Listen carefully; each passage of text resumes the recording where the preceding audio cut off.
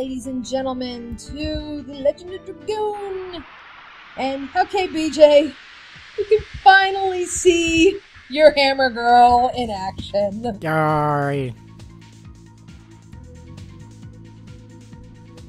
Fuck up this centaur motherfucker looking. Alright. So the thing with Meru, Meru is pretty much built to be another magic user. And honestly, out of everybody, yeah, she gains the most SP, so she can become a Dragoon very quickly. The rest of her stats, though, are a little lacking. So, pretty much, basically kind of treat her like a glass cannon. And then, yeah, that last bit at the very end, about her additions. Admittedly, you can't really see it now because, you know, everybody's first edition is always like just like a 1-2 hit. But if you work with Meru's additions, as, you know, you get more of them, the reason why a lot of people find her additions to be the trickiest to pull off is they actually follow a rhythm. Because remember, she's a dancer. So if you actually listen very closely to how she, you know, how she smacks her hammer around, it does actually follow some kind of a rhythm to it. So if you really suck at rhythm games, you are not gonna get Meru at all. Oh dear. How about you guys just get good and use her? Yeah, I will say this though. That's where it's like, you know, we've still got a ways before we get Dragoon Meru in and everything. But Meru is one of my favorite characters to use, like, in a party in this game. She's great. I love Meru, you know, in combat.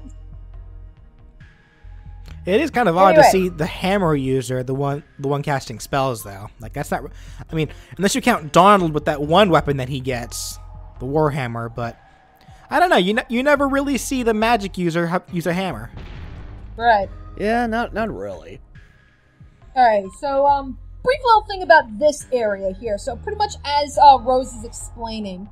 So, this is the Valley of Corrupted Gravity. So, if you remember, we have to cross this place in order to get to where the bandits are being, where the bandits' hideout is, so that we can try and get Dart's Dragoon Spirit back, as well as, like, what was it, like the mayor's son or something from the town where we met Meru.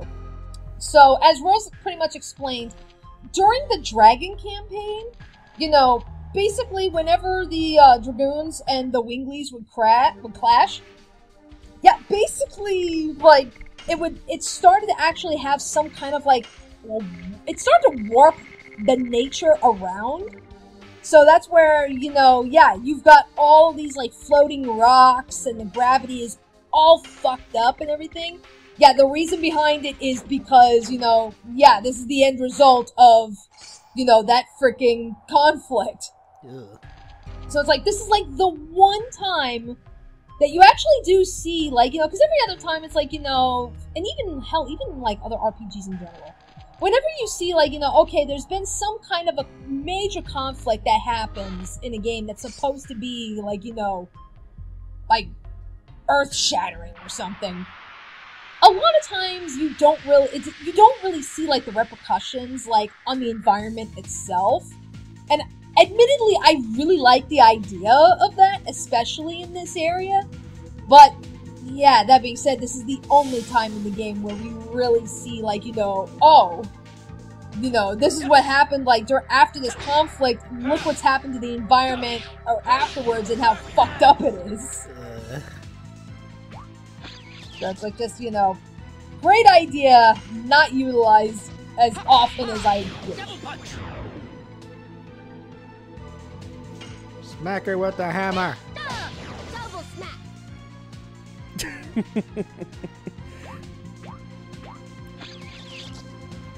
Ew, hey, quit sucking the blood out of my hammer. Wait. Ah, it's all itchy now. God damn it, you freaking bloodsucker.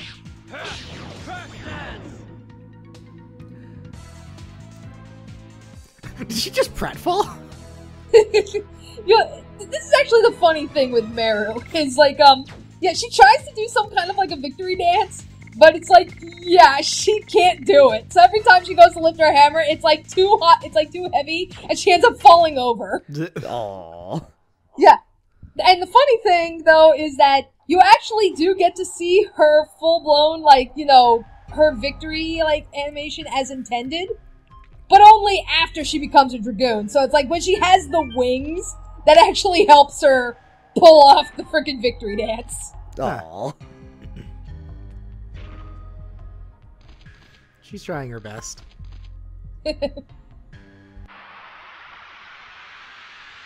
Alright, what do we got? God damn it, I want my fireflies, I need my help.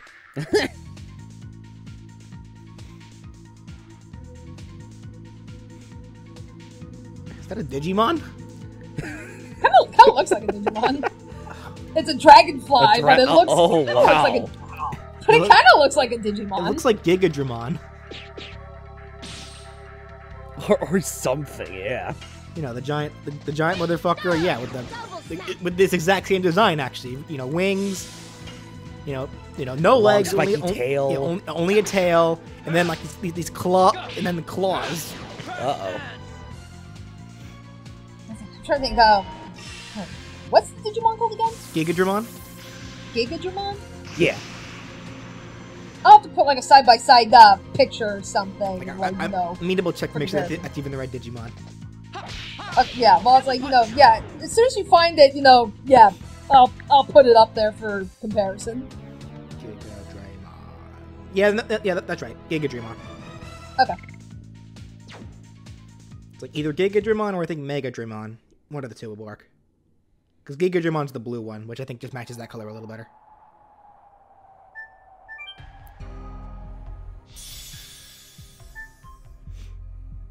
Huh, not just any fireflies, but rock fireflies. Yeah. Admittedly, it's been a while since we've seen the rock fireflies. Oh, no, I'm sorry. Megadramon is the thing that... Oh, technically the same design, actually, still. So it still kind of works, but whatever. It's like, of course, you gotta play the waiting game, because you got the moving platforms. Platforming. Platforming and RPGs generally are kind of an afterthought, so they're more arduous than anything else. Platforming in the form of QuickTime events, I suppose. I love Paper Mario so much because they incorporate, because they remember that it's Mario, and they make sure the platforming was something important too. That is true.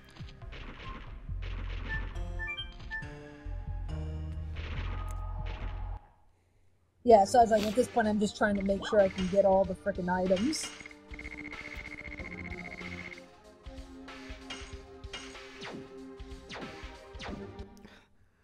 Dart, that was my favorite satchel.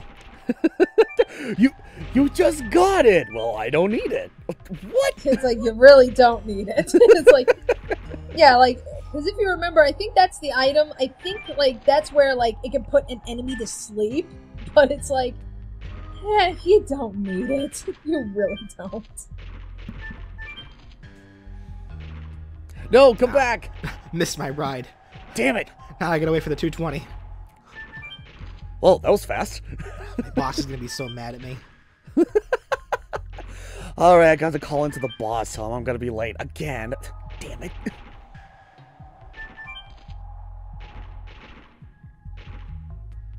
Alright, so it's like, okay, so we got at least got that part down. But that being said, though, now we're getting into this area, like, pretty much after this battle. It introduces a concept that it's just like, I don't know, it's like, kind of mixed on it, but, you know, oh no, that spider's gonna kill those baby birds. Save them. No, save the baby birds. Don't attack them. Monster.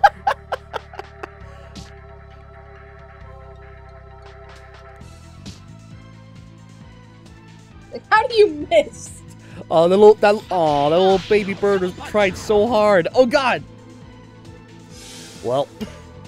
You know, I feel like in this situation, the baby birds would be the last thing that I'd be attacking.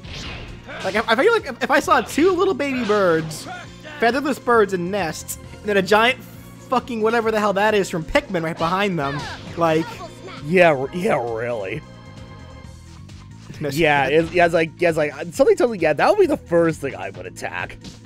I mean, granted, I'm not a fan of birds, like, in general, but even I would be like, okay, clearly that spider-looking thing seems like the bigger threat here. You just punched a baby bird! Twice!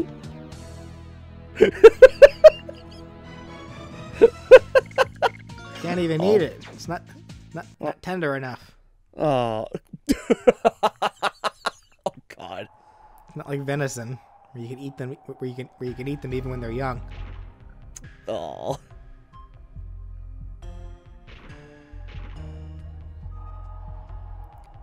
I thought we were friends. I'm seeing even Dart's getting impatient.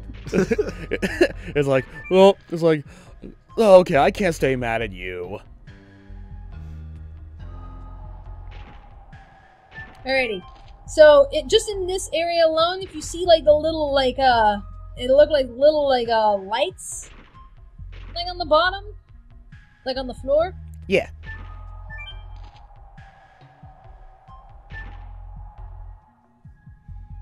That's where it's like, I'm trying to get to where I need to be.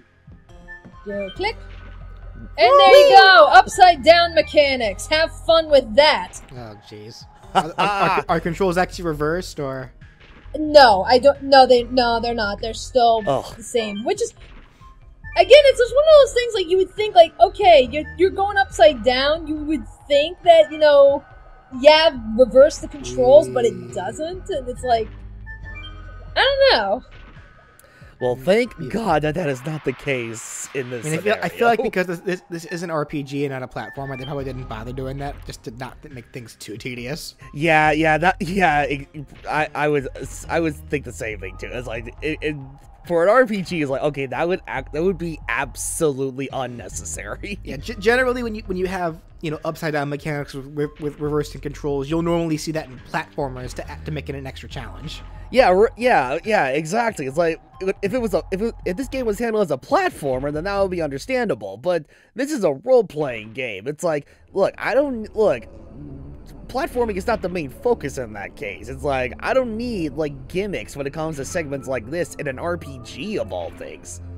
Well, that's why I say I'm very, like, divided on it, because it's like, you know, normally I would agree, but at the same time, I mean, like, that's the whole point of this area. I mean, it's like, between the floating rocks and everything, it's like, okay, fine, if you're gonna make it more, if you're gonna get more, give us some platforming challenges, okay, but make them fucking challenges then. Yeah, which is a sad thing, because it's like, when you really get down to it, it's not so, like, with this, I mean, with the platforming segments here, it's not so much like a challenge per se, because you're simply just jumping from one rock and you're waiting for the opportune moment to jump onto the next platform. There's not that much of a challenge to go with that. You're just simply moving from point A to point B, or C, depending on which platform you're actually wanting to go for.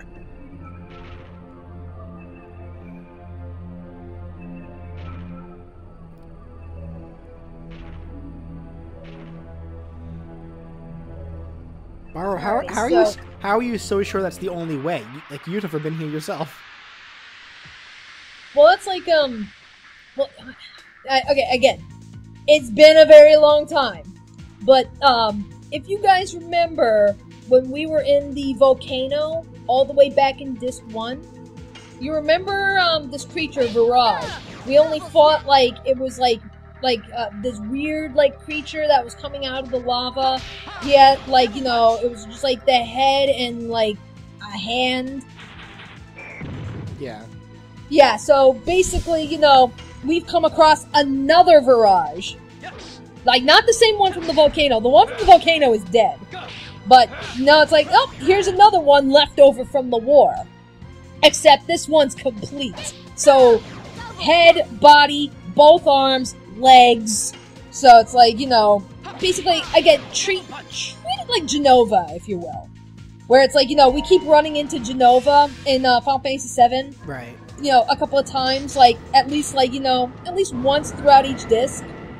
That's more or less, you know, how we can look at a Virage here.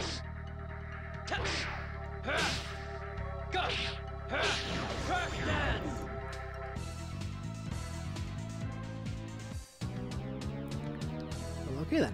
Alright, thank you for taking it out of the massive bald eagle.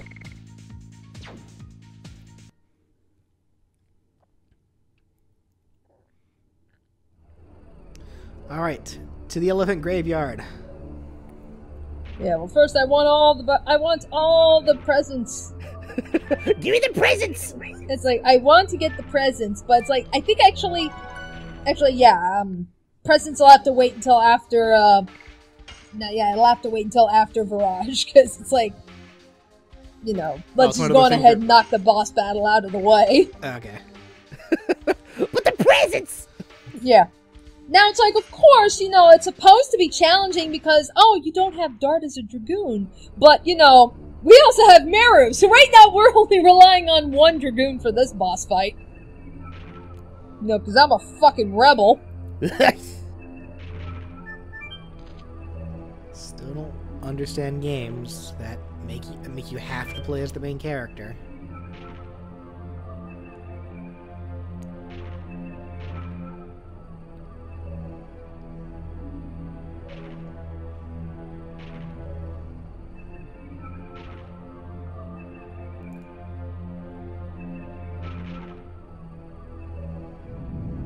Dart, you had to open your mouth. Wah, wah. I was like, oh, it might not move now. It's like, oh, hi, guys.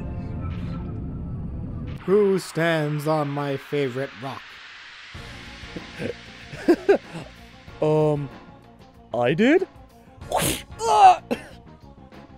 Okay, so, now that we're fighting a complete one, the strategy is very similar to what we had before. So you got a head, you got a body, right and left arms. So those are pretty much your 4 targets. The legs count as part of the body. So what you want to do, you want to try to get rid of the arms first, because the arms can cause status effects, and you know that's extra attacks. So, you know, get rid of your arms first. You know, if you want to disable the legs, you got to attack the body, and then primarily you want to deal with the head. You know, when you kill the head, you kill the whole thing. Are its arms on backwards? Huh? Oh, Maybe. It just looked like from the angle, like it looks like it only has just 4 claws and that's it. But it also looks like there's like a 5th appendage, which looks like a thumb sticking out on the bottom part of its hand. huh. I honestly didn't notice that. It could just be monster design. It may just be a spike. Yeah, I don't think it's meant to be a claw. I think it's just meant to be just like a part of the arm. Or something like that, yeah. Alright, so let's use a level 2 Thunder Spell.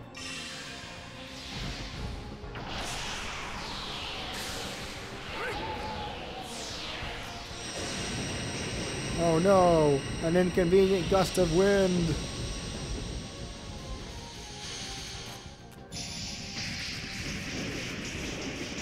You know, that'd be more effective if you didn't aim right in between its legs. Oh god, my dick! Oh, it nearly killed the arm. Ow! Oh, My leg! And there we go. Oh. like you attacked the Alright. arm. Okay then. It's like... yeah. Like I said, I want to get rid of the arms Looks first. like you hit its leg. It kind of did, Well, I actually. think that's just the animation. Like, regardless of which body part you hit, Yeah, it's gonna want to take a step back. Yeah. Uh-oh. Oh, Hey, god. you may want to move out of the way when you're in the middle of a crosshairs like that. Yeah, sure. Attack the guy with the upped defense. Virage has gone sniper. That little laser pointer.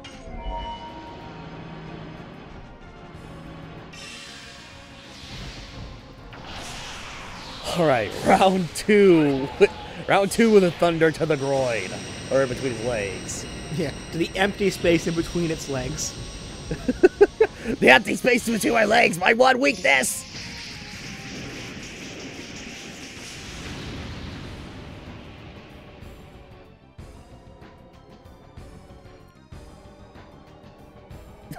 God, my toes. A move like that looks like it should be hitting multiple targets, not just one target. I know, it's like you would think that would be the case, but, you know, remember, all of Hashel's spells, you know, they only attack one person.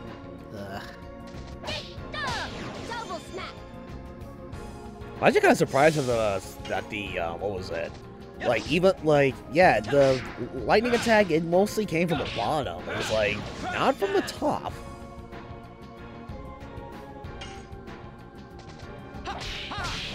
That said, guess I should ask, do his limbs regenerate?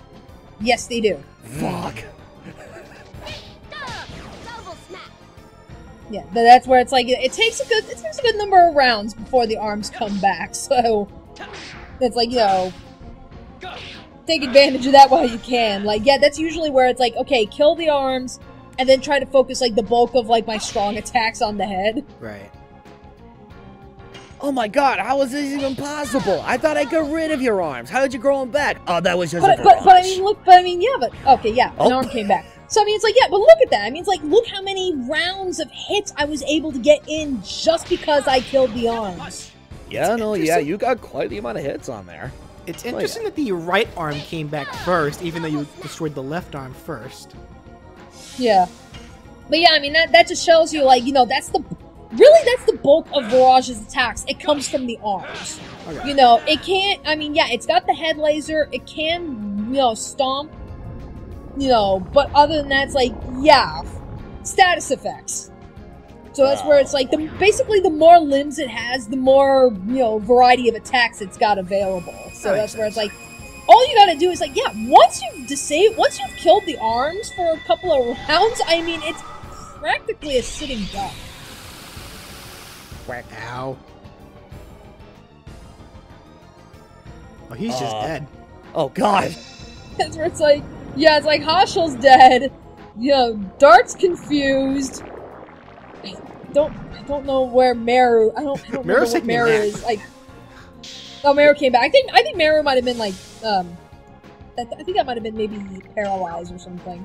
Yeah, because I noticed like some blue orbs like hovering around Meru. Yeah. Guys, I can't feel my legs or my arms or anything. We need you back. Okay, never mind. I got. We need our hard-hitting person back. It's a good thing the confusion on Dart, you know, didn't affect on him giving like a reviving item to Hachel or anything, because it's like God, it would be a real dick move. And it's like if Dart was like really confused, you tried having Dart give Hachel the reviving item, but he gives it on himself. Ow. Okay, that went into a completely different direction. I could have sworn that was creating like just a hole for him to fall into. It's like, nope. Ow. It's like, Dart, how the fuck do you smack yourself in the face with a sword? Very easy. Dart hit himself in confusion. Yeah, see? So it's like, okay, we used powerful earth before, let's throw some wind at it. It's like, anything to use up these items. Oh no, a slight inconvenient breeze. I forgot today was tornado season. Ow. It's like, air bubble. Ah, the wind was sharp enough to cut my other arm. Yeah, it's like, oh, that's what, I have legs. No. my volleyball career. It's okay. My soccer career is still intact.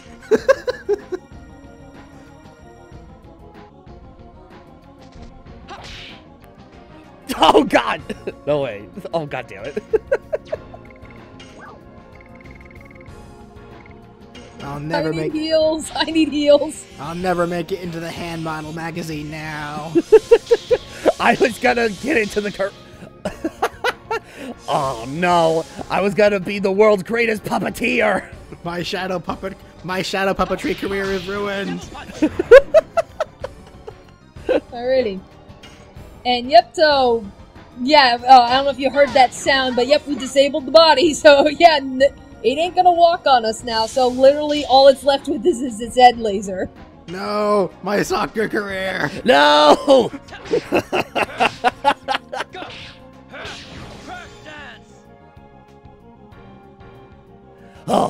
Oh, thank God. No! Stop!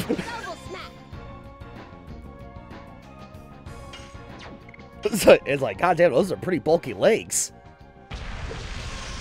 Oh, no. Yeah, so overall, this is pretty much a boss that's like either it's doing everything to you or nothing to you. Pretty much, yeah.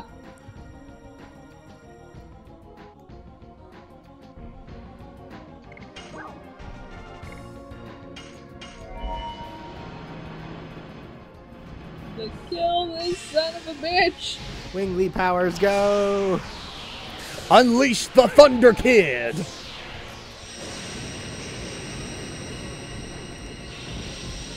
Isn't that a Yu-Gi-Oh monster? Thunder Kid? I don't think so. Probably. I think it is.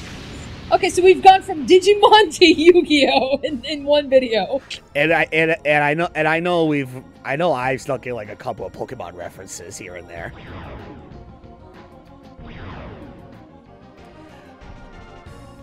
Now, if only there was a way we could sneak in some Monster Rancher. Wait, what? Wait, so shooting him with electricity made him grow his arms back? Well, it's because he's dead. He's dead. Okay. Oh.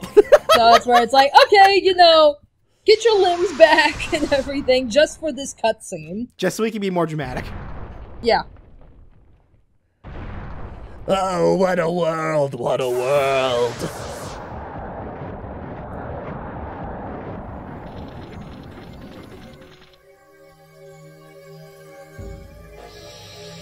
Wait, is he? Wait.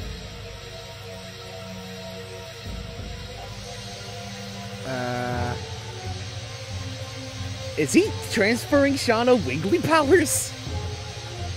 No, it came from her forehead. With my last breath, fuck you, Shauna!